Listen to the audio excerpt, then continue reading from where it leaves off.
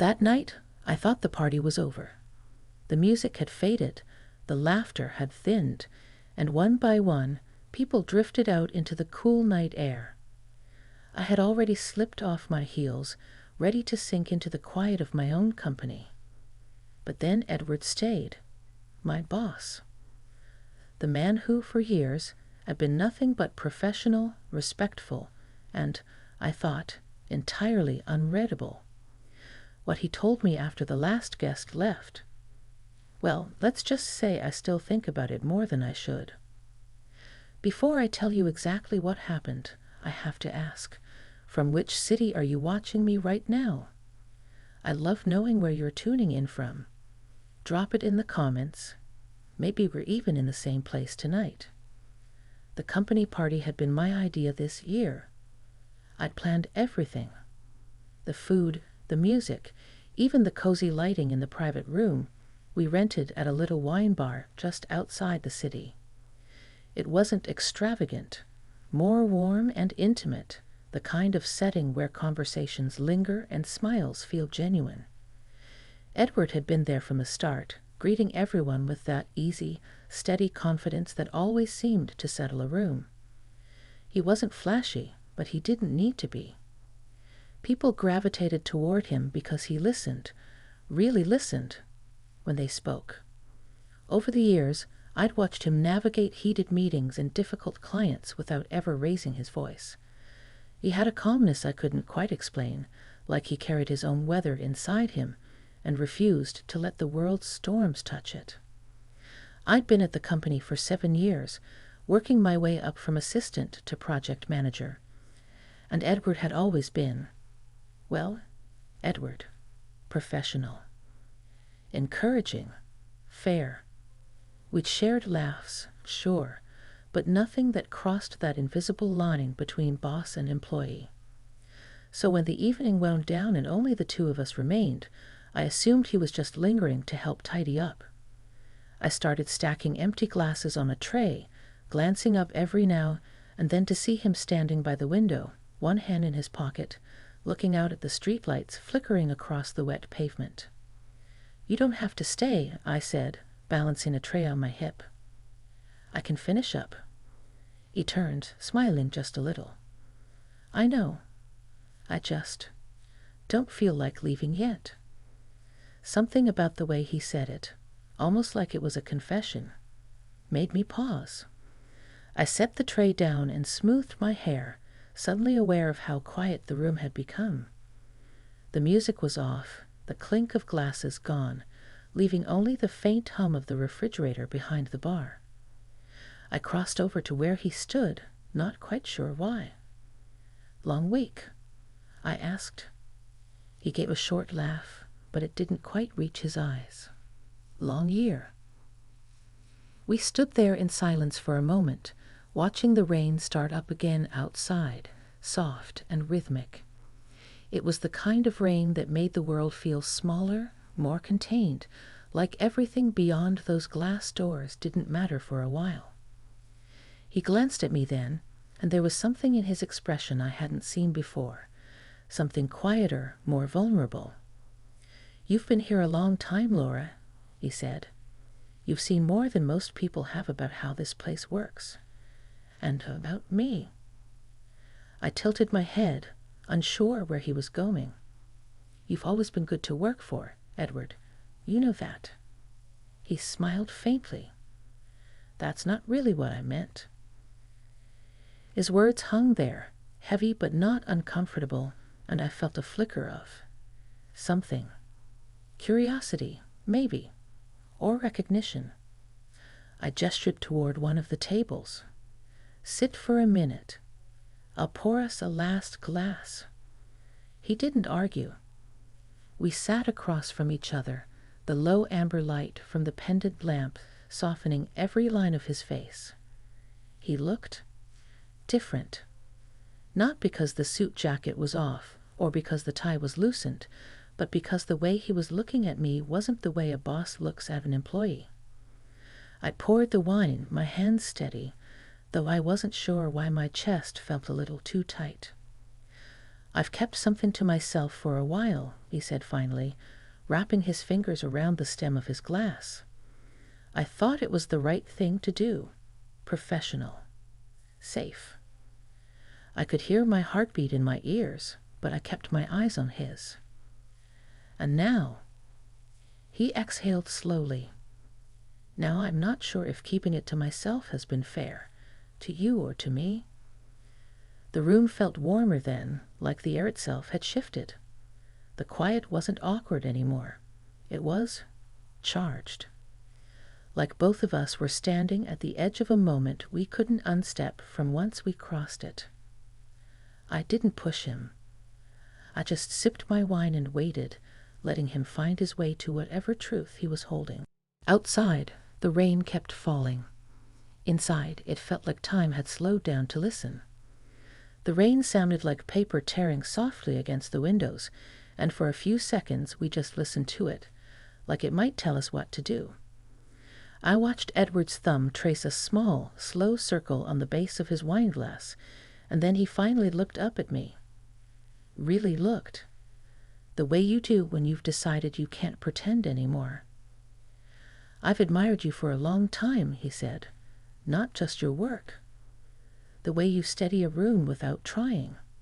The way you make people feel like they can do more than they thought." It should have been a simple compliment. It didn't feel simple. I set my glass down carefully to keep from gripping it too hard. "You've never said that," I said, and my voice came out quieter than I meant. "I know." He nodded, a rueful tilt to his mouth. "Because it's complicated. Because I'm your boss. Because I don't ever want you to feel boxed in by my position, like you can't say what you really think or feel what you really feel." I took a breath, and it felt like stepping onto a moving sidewalk, that smooth, inevitable forward motion. I'd wondered about him, yes. About the way his gaze would flick to me in a meeting when something landed just right, or the way he would wait for my opinion even when everyone else had already spoken. But wondering and hearing were different worlds. "I appreciate that," I said. "The honesty. And the care." I gave him a small smile, one that felt like opening a window. "I also don't want to pretend I haven't felt something sometimes. I just didn't trust what it meant, or whether it was just gratitude for being seen." His breath left him like I'd pressed a palm to his back and pushed. "It's not just gratitude for me," he said. "I don't expect anything from you. I don't want you to feel like this is a corner I'm herding you into." "It doesn't feel like that," I said, and I heard the steadiness in my own tone, a steadiness I hadn't known I would have. "It feels like we're standing in a doorway and deciding whether to step through. Together." Outside, a car crept by, headlights scattering across the wet street. Inside, the bar smelled faintly of lemon peels and wormwood. I thought of all the small moments that add up to a life. Lunch eaten at a desk, a colleague who remembers your mother's name, the plant you keep forgetting to water, and somehow it survives anyway. I thought of the last few years, the divorce that left me both relieved and hollow, my daughter moving across the country, the way my house felt too quiet at night. And I thought of the one person at work whose presence always felt like a soft place to land. "Tell me what you're most afraid of," I said, surprising myself. "Not the policy stuff, the human stuff." He leaned back slightly, like he was giving the question room. "Losing your respect," he said after a moment. "Breaking something that's working. I've spent my life trying to be careful with people. When I'm not careful, I'd regret it." I nodded. "And if you're too careful?" "Then I miss things," he said. "Things that might make life warmer." He was looking at me with a concentration that was gentle rather than intense, the kind that felt like an invitation rather than a pressure. I could feel the shift in me, that subtle unfurling when you realize someone sees you not as an ornament in their life, but as a person with edges and history, someone they're willing to meet where you actually are. Okay, I said. Then let's be precise. Let's talk about power and work, and what we would need if we were going to keep each other safe here. The corners of his mouth lifted, not in amusement, but in relief, like I'd named a problem he trusted me to help solve. We could talk to HR, he said. If this goes anywhere, make it transparent. I'd want that. I'd also be willing to recuse myself from any decisions about your role. We could move your reporting line if you wanted. I would never stand in the way of your work. The way he said it, clear, unflinching, nodded toward something sturdy inside him. Respect, but not the performative kind. The real kind. I'd need that, I said. And I'd need the freedom to say no at any point without it changing how you treat me in a meeting. You have that, he said immediately. You've always had that. Silence again, but an easy one. Like two people working in the same kitchen, reaching around each other for a drawer they've already memorized. I reached for my glass, then changed my mind and folded my hands instead. Would you like to get some air? He asked. There's a diner around the corner. Terrible coffee, good pie. Might be easier to talk when it doesn't smell like Cabernet. I laughed, and the laugh loosened something in me. Lead the way. We locked up the event room, the manager handing me a polite wave as we stepped into the rain. Edward held the door, but didn't fuss, and we didn't try to share the single small umbrella. We just walked with our shoulders parallel, letting the rain dapple our coats. The street was quiet. A few red tail lights smearing across the slick pavement, a bus coughing near the corner, steam rising from a grate like the city was sighing in its sleep. The diner was half-lit and almost empty. A waitress with gray hair pulled into a perfect bun set down laminated menus and poured water without asking, her eye contact brisk but kind. We slid into a booth with a view of the rain making tiny moons on the parking lot puddles. Apple or cherry? Edward asked, like this was the most consequential choice of the night. Cherry, I said, but only if it's warm. He flagged the waitress and ordered 2 slices warmed and 2 coffees. When the plates arrived, the cherries were glossy, and the crust flaked like it had a secret. It felt good to be eating something simple at midnight, side by side with a man who tasted his pie like it mattered. We talked. About the small things first. Our worst client, the office plant that refuses to die, the pair of socks he keeps in his bottom desk drawer because the office AC is vindictive. Then it shifted, the way conversations do when they discover a current they can follow without hitting rocks. I told him about the phase right after my divorce when I couldn't cook anything more complicated than eggs, about the first time I fixed a leaky sink by myself and stood there afterward with wet sleeves, grinning like I'd built a boat. I told him about my daughter Anna and the way her laugh starts in the middle of a word, and how I miss the sound of toothbrushes clinking against a shared bathroom cup. He listened the way he does, not just nodding in the right places, but adding small, sturdy questions that invited me to keep going. He told me about the house he renovated over 3 summers with a friend who moved away, and how sometimes he still expects to see that friend's truck in the driveway when he turns onto his street. He told me the way he reads the paper. Headlines first, then the long, chewy articles on Sundays, pen in hand like a student. He told me the thing he regrets most is letting a friendship go quiet, because he didn't know how to be honest when his life changed shape. At one point, we sat with our mugs between our palms and watched the waitress refill the sugar caddy. The hum of the refrigerator and the soft squeak of her shoes on linoleum made the whole place feel like a pocket stitched into the night. I could feel the shape of the moment we were heading toward, the part where names for things would have to be said out loud.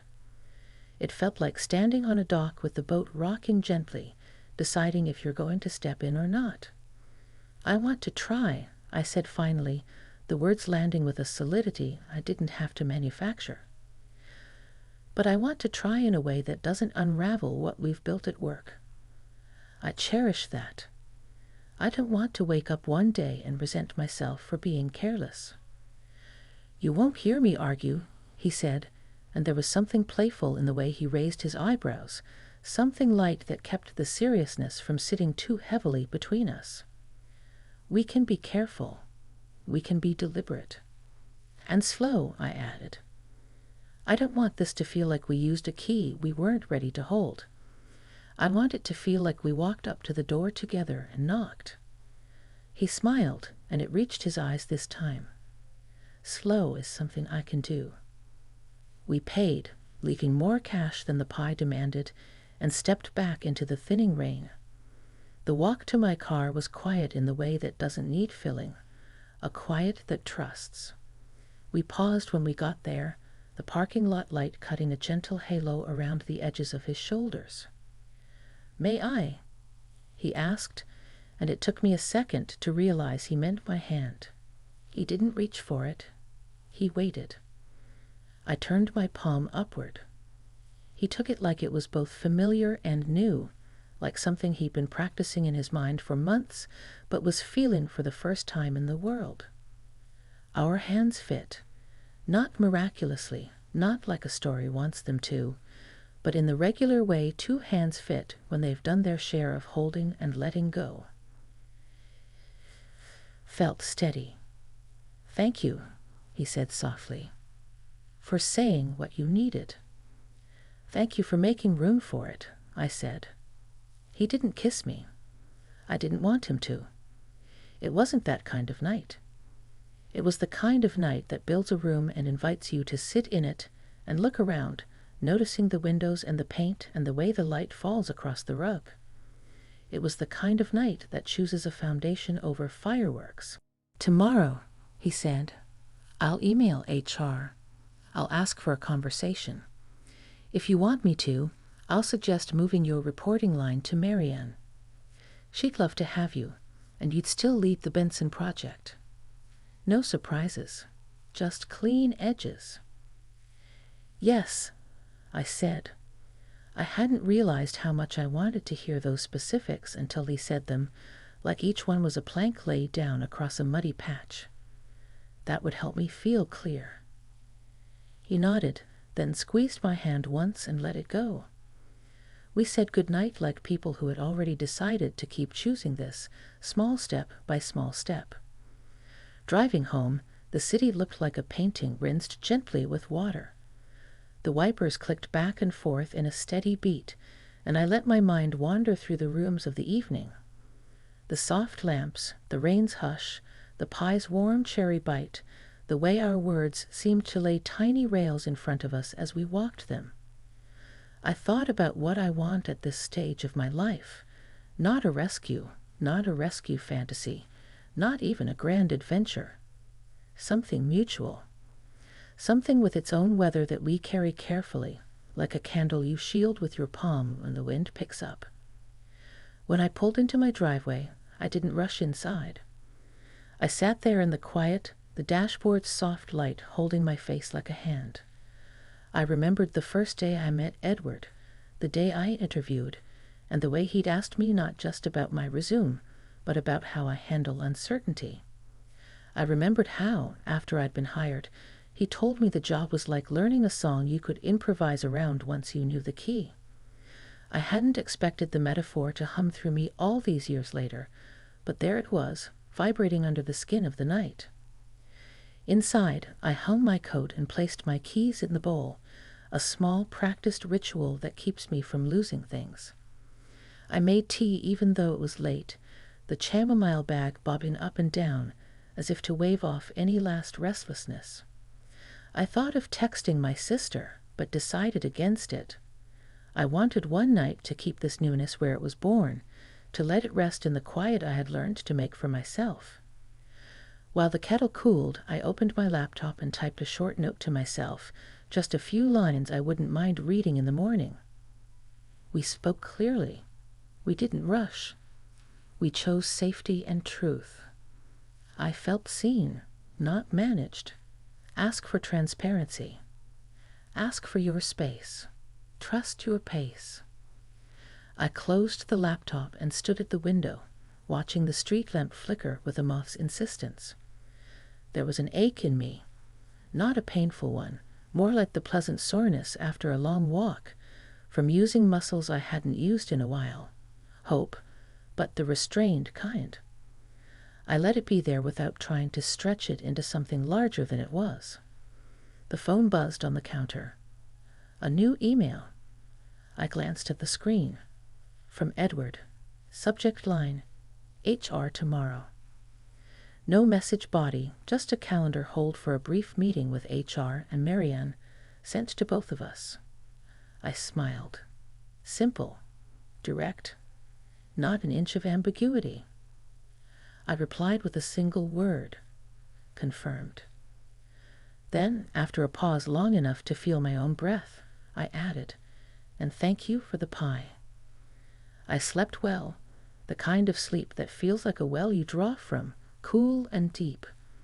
Morning came with thin sunlight pressing against the blinds. I let it in, the room softening around me, and made a breakfast that felt respectful of the day. Toast with butter, a sliced pear, coffee in the mug my daughter painted in 3rd grade with big, blue lopsided flowers. I put on a navy dress I always reach for when I want to feel both capable and kind. At the office, the ordinary noises sounded newly beautiful. The low murmur of voices in the corridor, the copier complaining softly, someone's muffled laugh 2 doors down.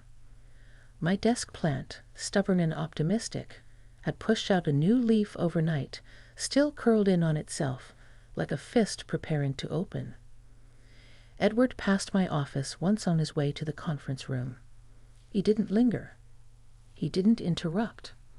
He lifted his hand in a small salute, a gesture that was equal parts hello, and we're in this together. It was enough. More than enough. The HR meeting was unremarkable in all the right ways. Straightforward, professional, free of drama.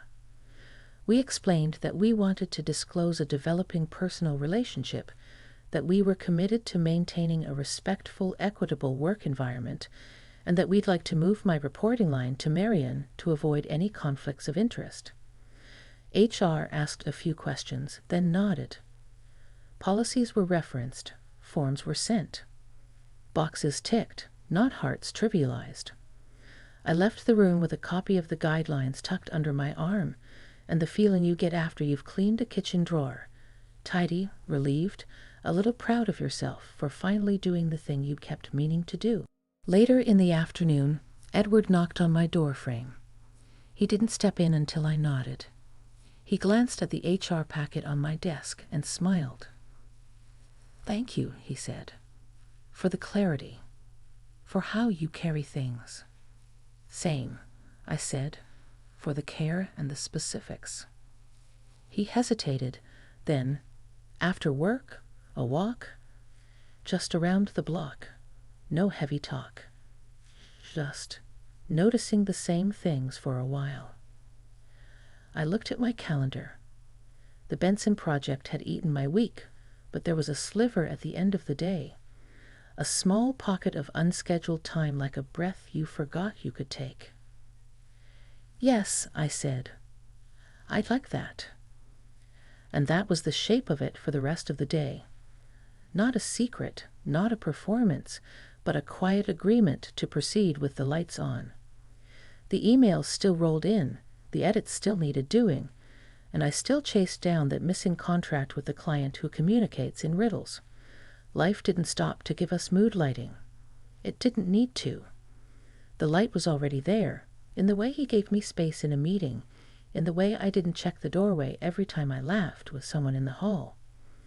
If there was a climax to that night, to the story of a boss who stayed after a party and finally said what he really felt, it wasn't fireworks or declarations that echo off the walls. It was the moment 2 people decided that care would be their engine, that respect would be their road, that they would treat feeling as something to build with, not something to burn through. It was the decision to be deliberate in a world that rushes you toward the loudest thing.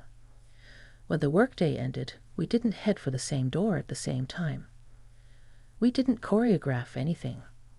He left 5 minutes before me, and when I stepped out, I found him waiting by the lobby's glass wall, hands in his coat pockets, looking out at a sky the color of an old coin. We walked without needing directions, side by side, and the city offered us its usual rotation of small wonders: the dog who paused, mid-tug, to consider a dandelion; the bookstore window with a note that read anything that makes you unlonely; the bakery air sweetening the block like a promise you could smell. We didn't talk about the future like we were carving it in stone.